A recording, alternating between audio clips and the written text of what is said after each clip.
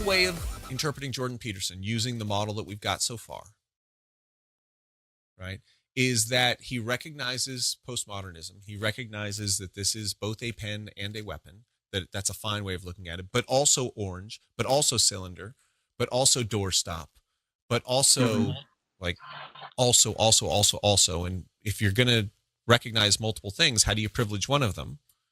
Right? You could say this is his analysis of the wage gap. Right? If you're going to say that it's like or intersectionality, right? You're white and you're a woman but you're tall and you're intelligent and you're attractive and you're thin. Like there's like all of these different levels where you can like analyze this. Which one do you make predominant? So he says, from the perspective of the existing order, postmodernism is chaos, or this postmodern neo-Marxist social justice perspective is chaos. Right? One way of looking at it. And so because he's identified with the existing order, he experiences that as an attack. He experiences himself and other people as the victim of that attack. And so he becomes self-righteous in his criticism. That would happen, yeah. Right. To the degree in which he experiences himself as a victim. Great. Absolutely. Right. Or he experiences others as victims. Lindsay Shepard, James Damore, his clients who have been like, who started this off because his clients were being kind of attacked by the social justice perspective, and he felt them to be victimized. And so he went, I must fight this. I am not going to allow this to happen. I will, like he says, I will not obey your laws. And if you find me, I won't pay the fine. And if you throw me to jail, I won't eat. I will do a hunger strike. I am not going to play this game. Right? So which just on its face isn't necessarily victimization. Like, right? So could be a boundary. It's a boundary. And I would say that Jordan Peterson is self-righteous, right? The self-righteousness, he expresses himself self-righteously to a degree, not always, but like, it's like me. You can tell when I'm like getting in that, because my voice goes up in here and I'm like, hey, right? So there's like this self-righteous kind of tone, but it's not just self-righteousness. And this is the thing. It's like, what is the order in this analysis? Let's say this is an accurate analysis, hypothetically. Mm-hmm. Yes. Okay. Maintaining consciousness of the abstraction. Right? So now let's look at what is the order that Jordan Peterson is like protecting. What is the order that he's identifying with such that he experiences the social justice warriors as chaos? Right? And there's two fundamental ways of looking at it. I mean, there's an infinite number of ways of looking at it, but I'm going to choose two, which I think are fundamental. Maintaining consciousness of the abstraction. Right? One is, it's the existing patriarchal system in which he has power. Right? That's the system that he's protecting. The system that gives males privilege. The system in which he gets to speak his voice and delegitimize others, which is arbitrary and based on power.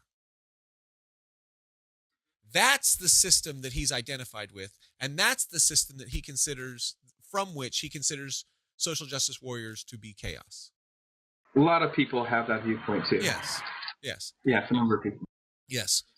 Or, as an alternative perspective, what is the order?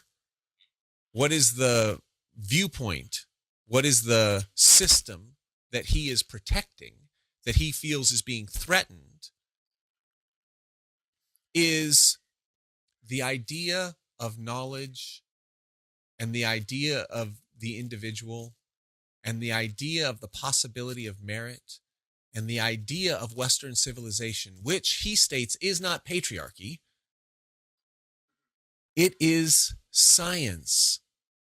It is the recognition of the individual, which has built our entire society and which is beautiful, which is, in Ayn Rand's perspective, the American Revolution was the revolution that said the individual is more important than the state.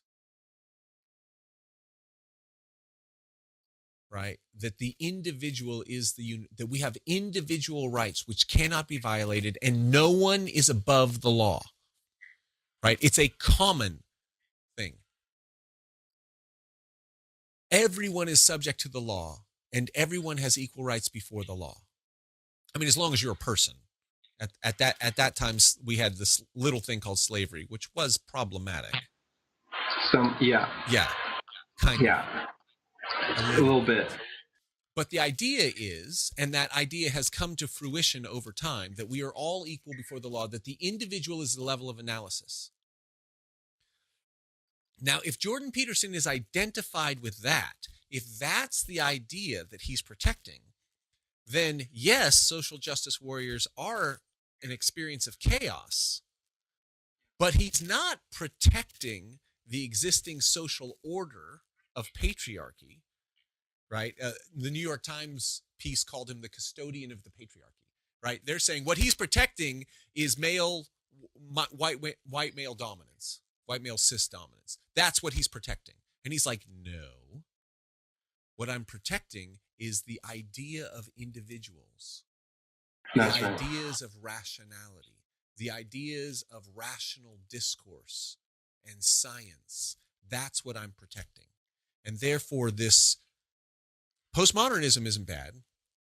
Neo-Marxism is a univariate analysis.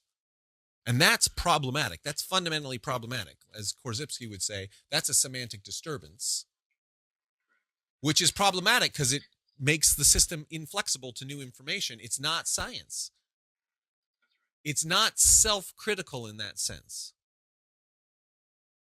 right? And so the question is, how do you understand Peterson? Is he custodian of the patriarchy? Or is he a champion of the individual soul? And a society in which each individual soul is respected for who they are as a person, as a soul, right? As Martin Luther King would say, judged by the content of their character rather than by their genitalia or their skin color or their sexual orientation, right? What is the chaos against which he's defending, against which order?